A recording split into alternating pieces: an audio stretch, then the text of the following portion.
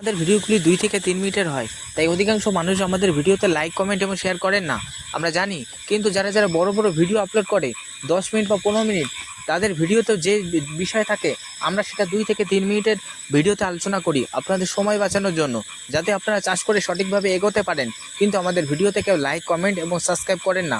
তাই প্রত্যেকের কাছে রিকোয়েস্ট, আমাদের চ্যানেলটা নতুন হলে সাবস্ক্রাইব করবেন, ভিডিওতে লাইক, কমেন্ট, শেয়ার করবেন।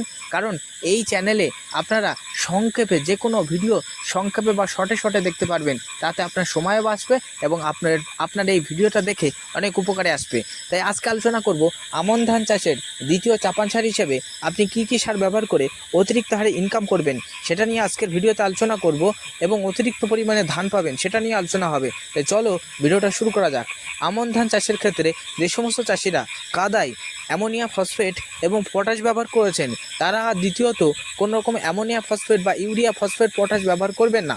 যে সমস্ত চাষিরা কাদায় 10-26 এবং অন্য সার ব্যবহার করেছেন, তাদের আমি রিকমেন্ড করব তারা চাপান সারের সময় অবশ্যই আমি বারে রিকমেন্ড করি যে আপনি সিঙ্গেল সুপার ফসফেট একবার হলেও আমন ধান চাষের ক্ষেত্রে দেবেন। কারণ ধানের গোজ বা পাশকাঠির জন্য সিঙ্গেল সুপার ফসফেট ব্যাপক হারে কিন্তু ধান গাছের ক্ষেত্রে কাজ করে থাকে।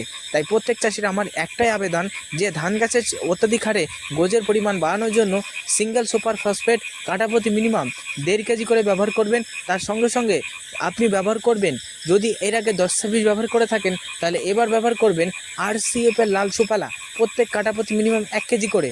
তাহলে আপনি জমিতে ছড়াবেন, দেখবেন যে আপনি অন্যান্য বছরের তুলনায় এই বছর আপনি ধান চাষে অত্যাধিক হারে উচ্চ ফলন পাচ্ছেন। আর যারা কাদায় অ্যামোনিয়া ফসফেট পটাশ ব্যবহার করেছেন, তাদের চাপান সার হিসেবে আমি রিকমেন্ড করব RCF এর লাল সুফলা এবং 50 পরিমাণে RCF এর লাল সুফলা এবং 50 পরিমাণে 14-35-14 আপনি আমন ধান চাষের ক্ষেত্রে ব্যবহার করুন। আপনি দেখতে পাবেন বন্ধু, অত্যাধিক হারে আপনি কিন্তু পাশকাঠি পাবেন এবং সেই সঙ্গে অত্যাধিক হারে আপনি কিন্তু ফলন পাবেন। তার কারণ এই RCF এর লাল সুফলার ভিতরে 15% নাইট্রোজেন, 15% ফসফেট, পটাশ সমপরিমাণে আছে, কিন্তু 14-35-এর ভিতরে অতিরিক্ত ফসফেট আছে, যা কিন্তু গাছের গোজের পরিমাণকে বাড়াবে।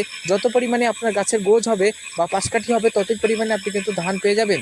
তাই আপনাদের রিকমেন্ড করব অবশ্যই আমন ধান চাষের ক্ষেত্রে যারা RCF যারা কিন্তু প্রথম অবস্থায় সুফলা বা অন্যান্য সার ব্যবহার করেছেন, তারা চাপান সার হিসেবে অবশ্যই আমি রিকমেন্ড করব সিঙ্গেল সুপার ফসফেট বা গুঁড়ো ফসফেটের সাথে দানাদার সার ব্যবহার করুন। তাতে আপনি উচ্চ ফলন পেতে অনেক কিন্তু আপনাকে এই সারগুলি সাহায্য করবে।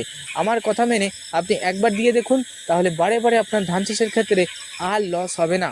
তাই দর্শক বন্ধু, আমন ধান চাষের ক্ষেত্রে আপনি উচ্চ ফলন পাওয়ার জন্য কী ব্যবহার করবেন সেটা নিয়ে আজকের ভিডিওতে আলোচনা করলাম। ভিডিও ভালো লাগলে লাইক করবেন, চ্যানেলে নতুন হলে সাবস্ক্রাইব করে আমার পাশে থাকবেন। প্রত্যেকে ভালো থাকবেন, সুস্থ থাকবেন।